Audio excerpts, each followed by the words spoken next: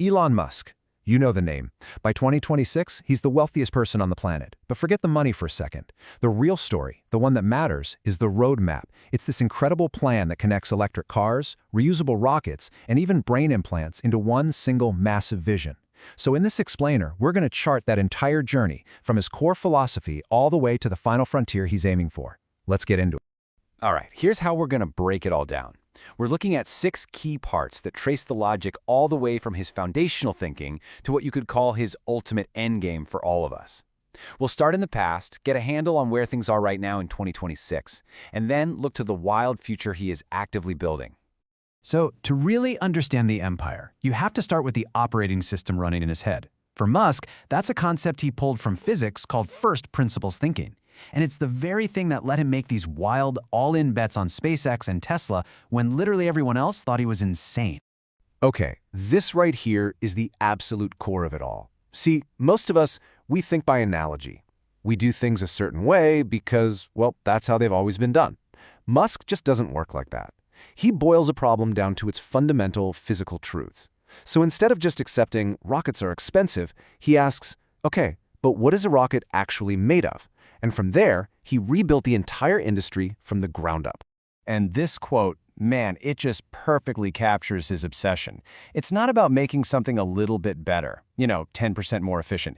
It's about stepping back and asking, should this part even exist at all?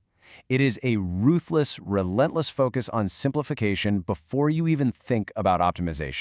And he's actually turned this into a 5-step algorithm. It's like his engineering Bible. First, you question every single requirement. Then, your first instinct should be to try and delete the part or the process. Only after you've tried to delete it do you simplify and speed things up. And notice, automation is dead last. Why? Because you never, ever want to perfectly automate something that you never should have been doing in the first place. So, with that kind of thinking as the foundation, how does it translate into his mission today? Well, by 2026, his goal has evolved into something way, way bigger than just sustainable energy.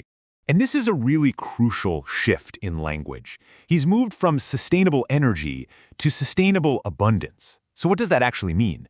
Well, he's envisioning a future where the 2 biggest constraints on human civilization, energy and labor, are basically solved, wiped off the board. We're talking about a world with almost limitless potential. And to actually get to that future, he's relying on 3 main pillars. Now, you got to understand, his companies aren't really separate things anymore.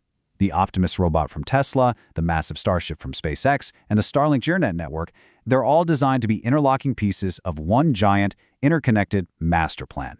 This brings us to probably the biggest strategic shift in his entire career. Because to achieve that future of abundance, Musk realized that his flagship company, Tesla, had to become something completely different.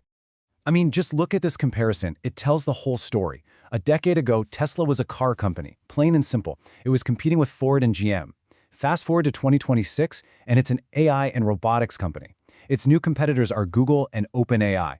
The goal isn't just to sell cars anymore. It's to solve real-world artificial intelligence.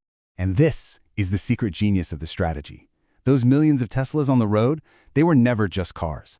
They were data-gathering robots on wheels, collecting more real-world information than anyone else on the planet by a huge margin.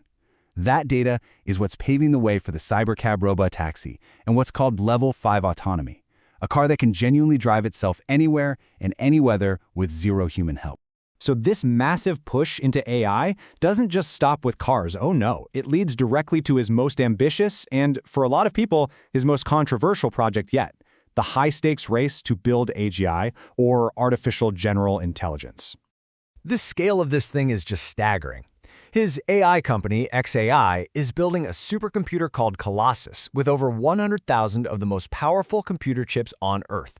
To put that into perspective, that's a level of compute that was science fiction just a few years back. It's all being built to act as one single giant brain to train his next-level AI model, Grok 5. So why bother building his own AI from the ground up? Well, Musk has been very public about his belief that other major AIs are being trained with what he sees as dangerous political biases. His solution is to create an AI with one core directive, a rigorous, almost obsessive focus on seeking the truth, no matter how uncomfortable or politically incorrect it might be. He uses this specific, provocative example to hammer his point home. He argues that if you teach an AI what he calls woke ideology, it can start to make dangerously illogical conclusions. So for him, the only safe path forward for a potential superintelligence is to make sure its absolute highest value is unfiltered truth. Now, as you can probably guess, taking such an outspoken stance on things like AI has created a very new, very complex reality for all of his companies. So let's take a look at the real-world impact. Over the last couple of years, his political involvement has ramped up significantly, even accepting an advisory role in Washington. Now, on one hand, that gave him a huge amount of influence. But on the other, it sparked a major backlash, a customer revolt in some of his biggest markets, which directly led to some serious headwinds and stiff competition. And this really captures the tightrope he's walking perfectly. It's this constant battle between CEO risk and CEO influence. Every public statement, every political move, it's a high-stakes calculation. He might damage his brand with one group of people, while at the exact same time, he's building powerful alliances with another. And all of this brings us to the final and definitely the most science fiction piece of this entire roadmap. This is where all his different companies and projects finally converge into one ultimate vision for humanity's future. The big turning point is this year, 2026. This is when Neuralink is set to start scaling up production of its brain-computer interface. And this is huge because the goal is shifting away from just being a medical device for paralysis patients to something much broader: cognitive augmentation. Basically, upgrading our own brains so we don't get left behind by super smart AI.